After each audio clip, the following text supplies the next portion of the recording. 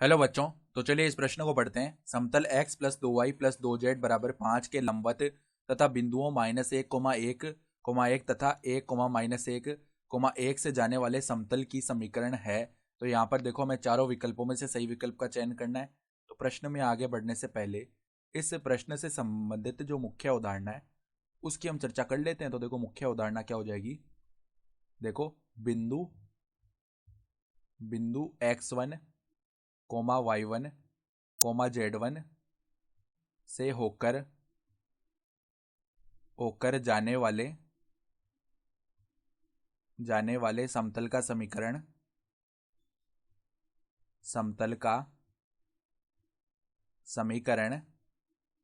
जिसके जिसके लंबवत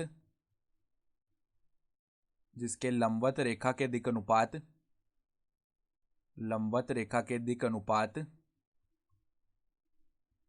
a, b, c हो। तो देखो उस समतल का हम समीकरण कैसे लिखते हैं। अगर p बोले ना उस समतल को, तो a गुणा में x माइनस x1 प्लस में क्या आता है b गुणा में y माइनस y1 प्लस में देखो c गुणा में z माइनस z1 बराबर में 0 आता है। सही है। तो अब देखो हमें बताया हुआ है कि हमारा जो समतल है जिसका हमें समीकरण याद करना है वो इस समतल के तो लंबवत है। तो यहाँ पर मान लो ये एक समतल है, इसका समीकरण हमें दिया हुआ है x प्लस में 2y प्लस में 2z बराबर में 5 है। सही है। तो समतल के समीकरण में जो x, y और z के गुणांक होते हैं ना, ये किसको प्रदर्शित करते हैं। इस समतल के जो अभिलंबवत रेखाखंड आ रहा है ना उसके दिक् अनुपातों को प्रदर्शित करते हैं। तो इसके जो अभिलंबवत रेखा आएगी ना तो इसके दिक् अनुपात क्या हो जाएंगे, 1,2,2 हो जाएंगे। सही है। अब देखो दिक् अनुपात के लिए देखो इस प्रकार लगाते हैं 1,2,2 ये इसके दिक् अनुपात हो गए। तो हमें उस समतल का समीकरण बताना है जो इसके तो लंबवत हो इस समतल के। ठीक है। और क्या हो, बिंदु -1,1,1 और 1,-1,1 से जाने वाला हो। ठीक है। तो अब ध्यान से देखो हमारे पास में जो समतल आएगा ना वो इस समतल के तो ऐसे लंबवत आ रहा होगा। ठीक है। इस प्रकार का कोई समतल होगा, इनके बीच का कोण 90 डिग्री का होगा, लंबवत आएगा और साथ ही साथ वो इन दोनों बिंदुओं से होकर भी गुजर रहा है।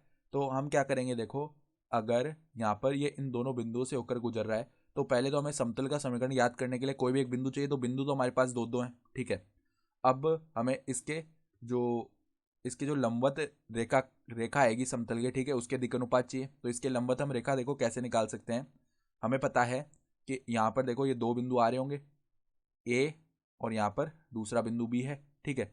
तो अब देखो जो हमें क्या करना है, हमें इस समतल के लंबवत जो रेखा आएगी उसके दिक् अनुपात बताने हैं। तो उसके दिक् अनुपात देखो हम कैसे लिख सकते हैं। अगर हम इसको तो बोले रेखा L1 और यहाँ पर देखो अगर हम AB के दिक् अनुपात लिखे ना, AB के दिक् अनुपात AB के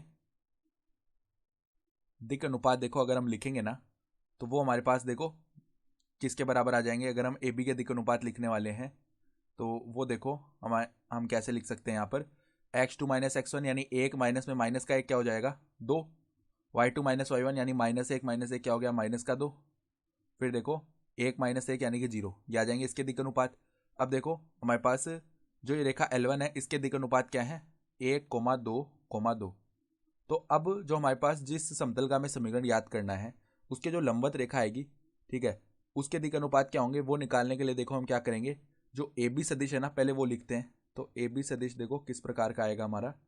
ए बी सदिश यहाँ पर बनने वाला है 2i cap minus 2j cap और प्लस में 0k कैप बनेगा। ठीक है। इसी प्रकार का बनने वाला है। फिर ये जो रेखा L1 है ना इसके समांतर कोई सदिश आएगा। ठीक है। या फिर इस रेखा पर स्थित जो सदिश आएगा उसको हम एक बार N1 सदिश बोल रहे हैं। तो N1 सदिश कैसे लिखेंगे, देखो हम यहाँ पर i कैप प्लस में 2j कैप प्लस में 2k कैप, ये बनने वाला है ना। सही है। तो ये हो गया। तो अब हमें क्या करना है, हमें चाहिए इस समतल के जो लंबवत रेखा आ रही है उसके दिक् अनुपात। तो हम क्या करते हैं, इस समतल के पहले लंबवत सदिश निकाल लेते हैं। तो इस समतल के जो लंबवत सदिश आ रहा होगा ना वो कैसा आएगा, इस समतल के देखो जो लंबवत सदिश होगा वो हमारे पास में देखो किस प्रकार का आ रहा होगा। अगर हम देखें तो इन दोनों सदिशों का जो सदिश गुणन है ना उससे जो हमें सदिश प्राप्त होगा वो इस सदिश के लंबवत होगा। क्योंकि देखो जो ए बी सदिश है ना वो इस प्रकार का है यहाँ पर, और जो हमारे पास N1 सदिश आएगा वो इस प्रकार का है। ठीक है।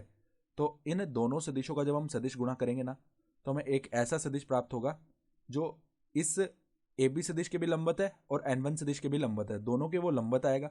ठीक है, इसका मतलब क्या है, वो किस प्रकार का सदिश होगा, इन दोनों के लंबवत होगा, यानी कि यहाँ पर वो ऐसा सदिश आने वाला है, और जो इन दोनों के लंबवत होगा ना वो इस समतल के भी लंबवत आ जाएगा। ठीक है, तो अगर हम उस सदिश को एक बार के लिए क्या बोल लें, एन सदिश बोल लें, तो उसका मान क्या आएगा, ए बी सदिश क्रॉस में N1 सदिश, यही होगा ना। ठीक है, तो यहाँ से देखो इनका सदिश गुणन करते हैं, आई कैप जे कैप के कैप, ये आ गया।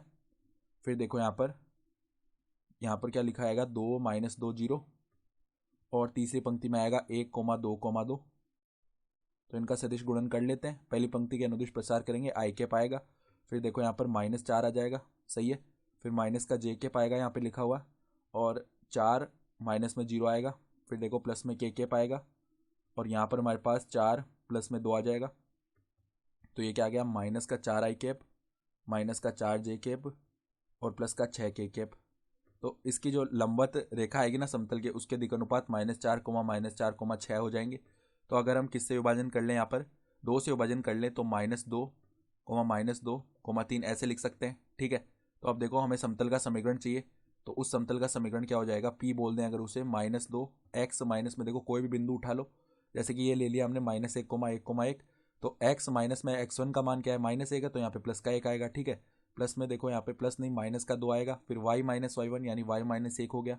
ठीक है, फिर देखो प्लस में 3 गुणा में z - z1 यानी कि z - 1 हो जाएगा, बराबर में 0, यह आएगा समीकरण। तो अब देखो अंदर गुणा करते हैं, -2x -2, माइनस का 2y प्लस का 2, प्लस का 3z -3 बराबर में 0, सही है। तो अब देखो सभी मतलब इस x के पद को उस तरफ ले जाते हैं, y के पद को और z के पद को भी उस तरफ लेके जाते हैं, मतलब एक काम करते हैं सभी पदों को उस तरफ लेके चले जाते हैं। तो p का जो समीकरण ना क्या आ जाएगा, 2x प्लस में 2y, सही है, 2x प्लस में 2y हो गया, माइनस का 3z हो गया, सही है।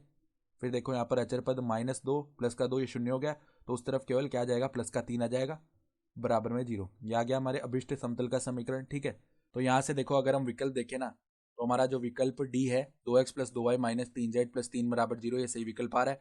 तो आशा करता हूँ कि आपको ये प्रश्न समझ में आया होगा। धन्यवाद।